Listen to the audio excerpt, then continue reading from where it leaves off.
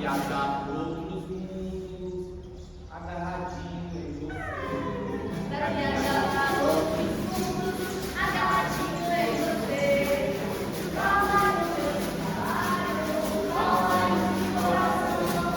Fala no meu Himalaio, fala no meu coração. Força que não tem balaio, coloca um peixe no chão. Força que não tem balaio, coloca um peixe no chão. Eu queria ler um livro do coração.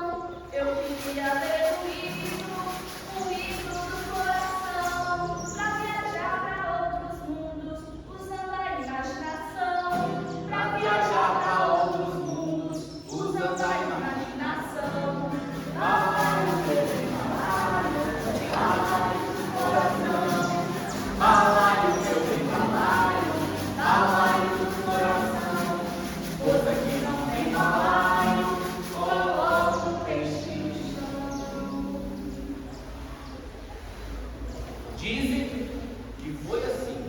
E eu ouvi dizer que o livro ele tem o poder de abrir a nossa imaginação. A pessoa que lê, ela escreve bem, fala bem e imagina muitas coisas. Dizem, eu não sei, me contaram que foi assim, que o livro tem a capacidade de tirar a gente do lugar que a gente está e levar a gente para outro lugar sem sair do lugar. Dentro do livro é que a gente consegue sair do lugar. Mas isso depois vocês perguntem à professora da escola que ela explica como. Eu só sei que é na imaginação. Sabe que os mais antigos aqui de Jequitibá falaram para mim o seguinte, que um dia eles podem colocar você dentro de um quarto, pode trancar você, pode fechar você, mas não podem colocar porta e nem cerca no seu pensamento. Não tem jeito de cercar o que você pensa. Aqui no Brasil, há muitos e muitos anos atrás, tinha um homem que ele era formado em geografia. Esse negócio de geografia é aquele negócio que mostra pra gente os lugares, onde que fica, sabe? Que estuda o solo, que fala da terra, tudo é geografia. E esse homem, ele olhando, consultando os livros, ele descobriu que aqui no Brasil, o Brasil era o país mais rico do mundo inteiro. Lendo os livros, ele descobriu que aqui no Brasil tinha muito ouro, que as nossas serras tinham muito minério de ferro, e que lá debaixo, bem debaixo da terra, tinha muito petróleo. E o petróleo já naquele tempo, lá nos anos de 1940, o petróleo já era visto como a salvação financeira do mundo todo. Tudo que a gente usa depende do petróleo.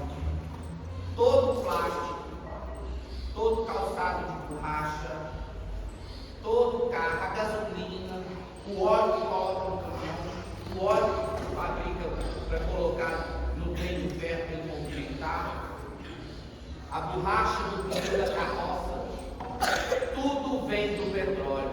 A caneta que a gente escreve, tudo depende do petróleo. O plástico depende do petróleo. E esse homem, ele viu que isso era muito valioso.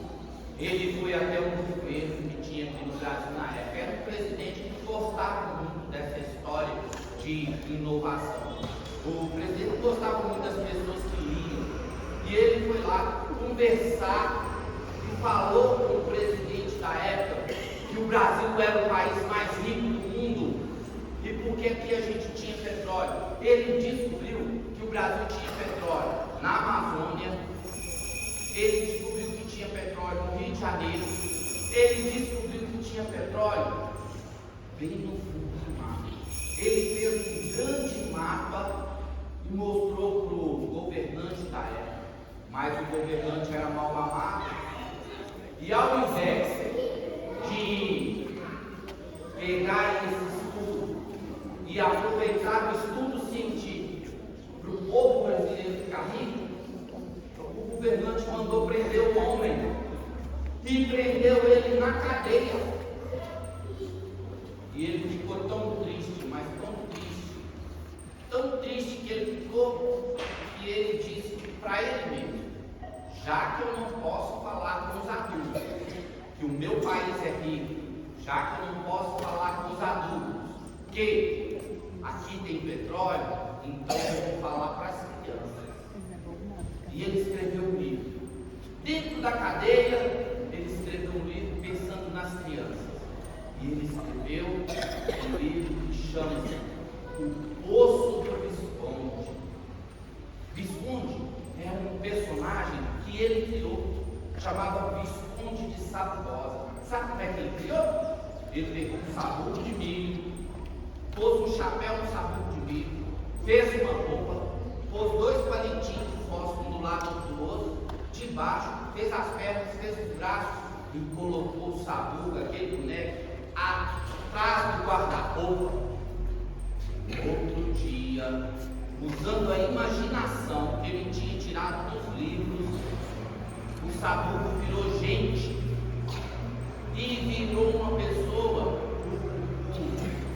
O sabugo de milho, o Visconde de Sabugosa, virou um homem dos mais inteligentes do Brasil todo, do mundo todo, para sempre. E o Visconde acabou falando com as crianças do Brasil onde é que tinha petróleo. Se você quiser saber onde é que tem ouro, onde é que tem ferro, onde é que tem minério, onde é que tem petróleo, basta você ler O Poço do Visconde, do escritor Monteiro Lobato. Falando nisso, é preciso a gente pensar. Tem gente que não gosta de vir para a escola, sabia, tio? Tem gente que já vem para a escola reclamando. A escola é o melhor lugar que tem no mundo. E a professora talvez seja a pessoa mais importante da sua vida, porque a professora vai falar coisas com você que você nunca mais vai esquecer. Tem gente que só reclama. Reclama demais, reclama de tudo. Põe a mochila nas costas, pega o caderno, pega o lápis, se tem que escrever, reclama. Você sabia que aqui pertinho, num lugarzinho aqui numa serra, tinha um casal que só reclamava, mas eles reclamavam de tudo. Se estava fazendo sol, eles reclamavam que o sol estava quente demais. Se estava fazendo frio, eles reclamavam que estava frio demais.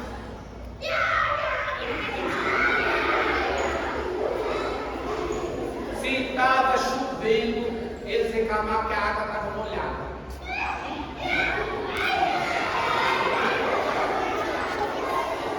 Se a gente punha comida para eles e colocava tempero, eles reclamavam que estava muito temperado, estava salgado. E se estava sem tempero, eles reclamavam que a comida estava sem sal.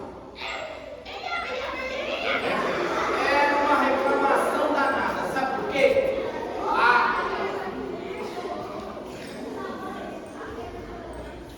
Eles reclamavam de tudo. Sabe por quê? Era uma chacunda danada. Eles viviam reclamando porque eles sempre queriam ter mais e mais. E isso é ser ganancioso. A pessoa gananciosa, quanto mais ela tem, mais ela quer. Por exemplo, a pessoa gananciosa, se ela tem um lugar de mata para ela brincar, ela quer ter mais. Aí ela manda derrubar a mata, porque ela quer ter muito dinheiro. E assim vai. A pessoa gananciosa, ela nunca está está satisfeita com nada. Quanto mais tem, mais quer ter. E esse casal era assim. Quanto mais eles tinham, mais eles queriam ter. Nunca que estavam satisfeitos. Um dia, lá no lugarzinho onde eles moravam, acontecia uma feira. Era uma vilazinha que tinha, bem bonito. No meio da vila, na praça, tinha uma árvore e ali acontecia uma feira. Era quase todo final de semana tinha uma feira. Esse casal ficou sabendo que chegou naquele lugar um homem, mas não era um homem qualquer, era um homem diferente. Ele era tão diferente que ele era pequenininho. A orelha dele era bem pontuda. A barriga dele era verde. E olha, ela ficava azul. Ele era um homenzinho diferente. E quando ele viu, você estava lá? E quando ele viu o buraco bem no meio do tronco da árvore, esse homem diferente pulou dentro do oco da árvore e passou a morar lá dentro. Todos os dias ele saía do oco da árvore e vivia oferecendo galinhas para as pessoas comprarem, bem no meio da feira. O casal de reclamão resolveu comer uma farofa de ovo, farinha e ovo. E quando eles desceram para a vila para comprar os ovos, encontraram um homem diferente da barriga verde com a galinha na mão. E eles estavam oferecendo a galinha para o povo comprar. E ofereceu para o casal. O casal de reclamão, quanto mais tinha, mais queria ter. Pensaram assim: se eu comprar a galinha, eu não vou ter mais que vir aqui na vila comprar ovos para fazer vestido. Compraram a galinha. E deram para o homenzinho diferente uma moeda de ouro. O homenzinho diferente saiu pulando, jogando a moeda para cima, cantando, todo alegre, e desapareceu dentro do oco da árvore. Mas nunca ninguém o viu. O casal pegou a galinha, levou a galinha para casa. Os dois começaram a reclamar. Colocaram a galinha no galinheiro. E se tinha que colocar milho para a galinha comer, eles reclamavam. Se tinha que colocar água para ela beber, eles reclamavam. Se tinha que tampar o buraco da seca para a raposa não pegar a galinha, eles reclamavam. Era só uma reclamação todo dia. Até que diante daquela reclamação, a galinha começou a cacarejar. Era dia, noite, dia sem parar.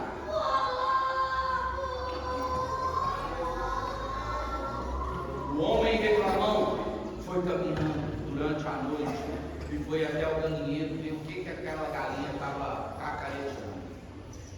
Ele levantou a cloaca dela e não viu nenhum ovo. E ele começou a reclamar desesperadamente. Ao mesmo tempo que ele reclamava, a galinha cacarejava.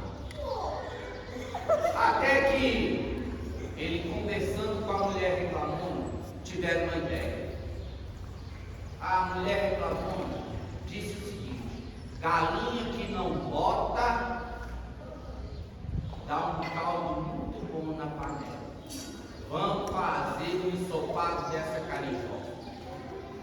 A galinha, na hora que ouviu aquilo, começou a cacarejar desesperadamente.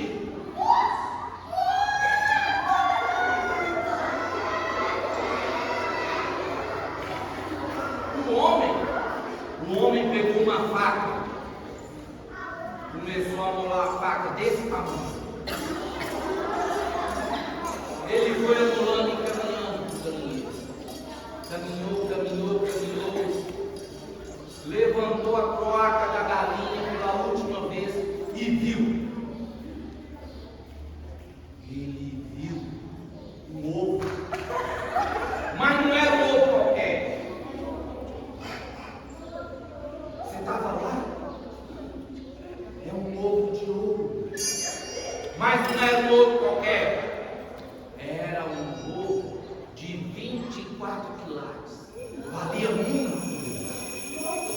Ele começou a ficar desesperado, chamando pela mulher dele. E os dois, na hora que viram aquele ovo de ouro de 24 quilates, comemoraram.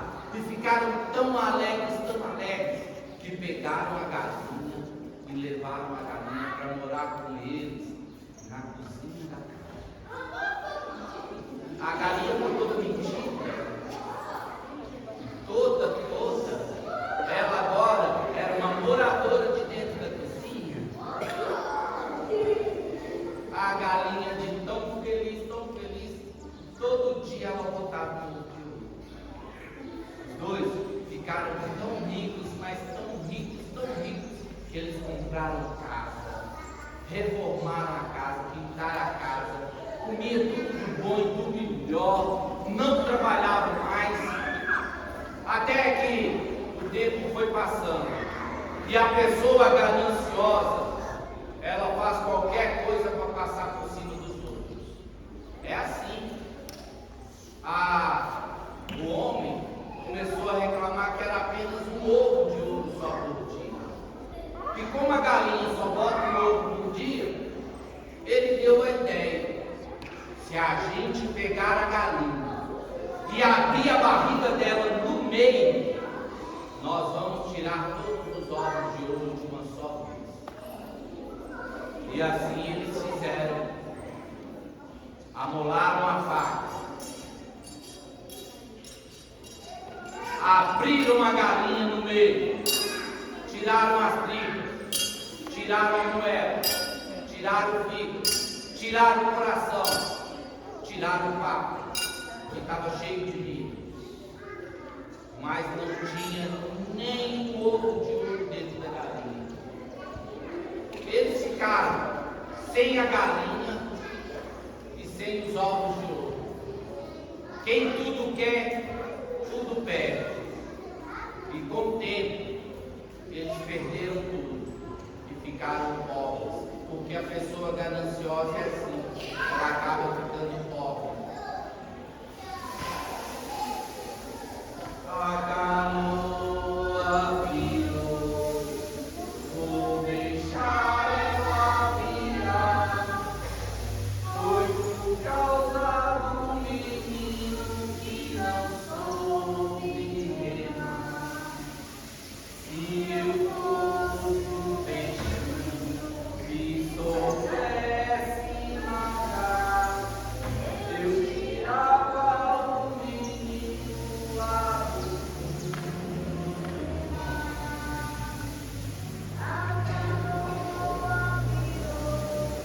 Vou deixar ela virar. Que não soube nadar. Se eu fosse um peixinho que soubesse nadar, eu tirava a menina lá do fundo.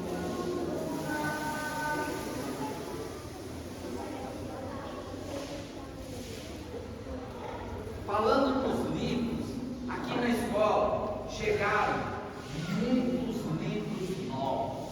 Eu fui lá na biblioteca, tem um livro lá na biblioteca que ele tem cheiro de uva, o outro tem cheiro de morango.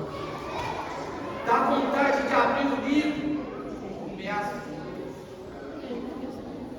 São livros mágicos. Os livros que chegaram na biblioteca têm o poder de transformar a vida. Diz que foi assim. Quem me contou foi a Rose, que toma conta dos livros lá da biblioteca. E a Rose não deu uma notícia boa, a Rose falou que aqui na escola os meninos pedem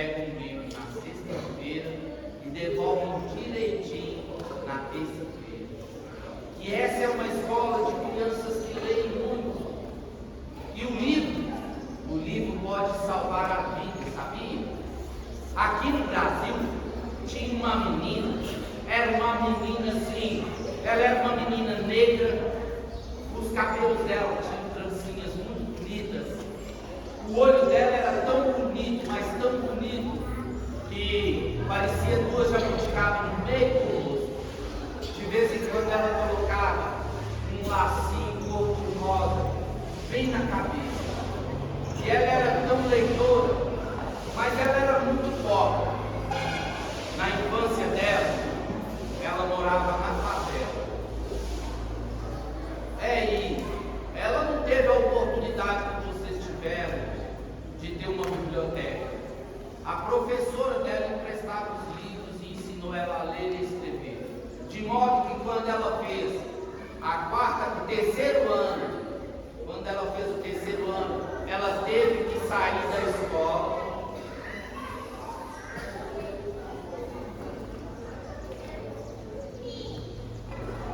Oi? Está me ouvindo? De modo que quando ela teve que sair da escola, ela teve que sair da escola para ajudar a mãe dela nos afazeres domésticos. E ela começou a trabalhar em casa de família. Ela virou empregada doméstica. Ela foi crescendo aqui em Minas Gerais. Depois ela foi para o Rio de Janeiro e foi para São Paulo. Lá ela virou catadora de papel e morava numa favela, lá cuidando dos seus filhos. E um dia, catando os papéis nas ruas de São Paulo, ela pegou um livro e abriu o livro. E ela respirou fundo, porque ela teve uma saudade da professora que tinha tanto carinho, que ensinava ela a ler e escrever. Ela começou a ler. No meio da rua, ela achou uma caneta. E ali, com um pedaço de papel, ela começou a escrever a sua história, do jeito que a professora dela ensinou, a juntar as sílabas para formar as palavras. E ela começou a escrever a sua história. Escrevendo a sua história, ela tornou-se uma das maiores escritoras do Brasil. O nome dela, Carolina de Jesus. Um dia você pergunta à sua professora sobre a história de Carolina de Jesus, uma das maiores escritoras do Brasil. É lindo isso. E eu fiquei sabendo de uma história quase igual a dela. Tinha uma menina que era uma menina diferente. Era uma menina que assim, ela tinha o seu cabelo sarará, ela usava Maria Chiquinha, de vez em quando ela colocava um arquinho e ela adorava o cabelo dela. Ela se olhava no espelho e se achava linda, a cor da sua pele era negra e ela se gostava demais da conta. Ela era tão diferente, que ao invés de brincar de boneca, ela brincava de carrinho, mas não era um carrinho qualquer. Ela brincava de carrinho que ela mesma fez. Ela fez. Oi? Oi?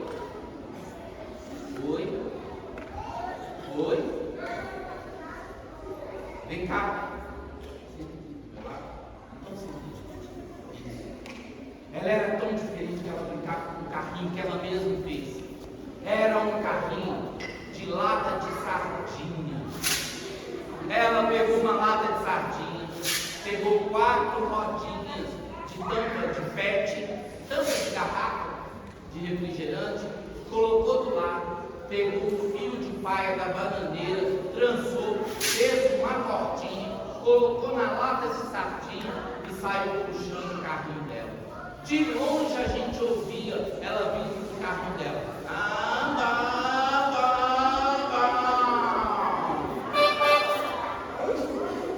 Os meninos que ficavam brincando na rua apelidaram ela de carrinho de lata. Quando ela vinha com o carrinho de lata, os meninos gritavam: carrinho de lata, carrinho de lata, carrinho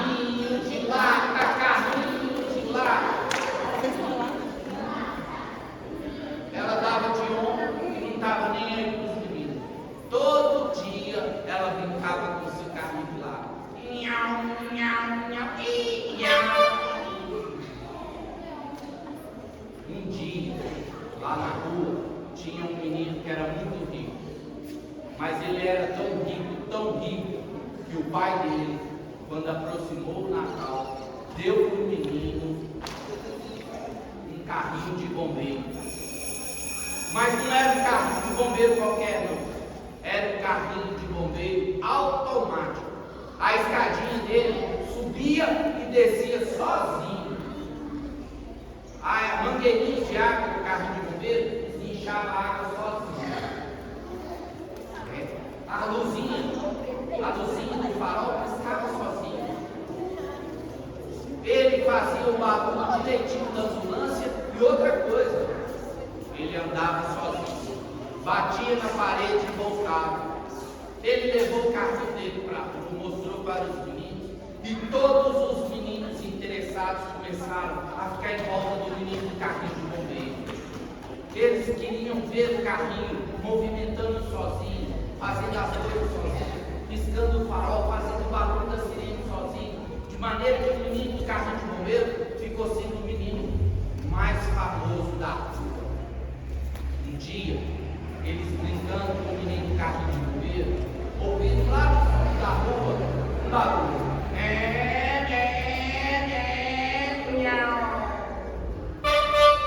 Era a menina do carrinho de lado.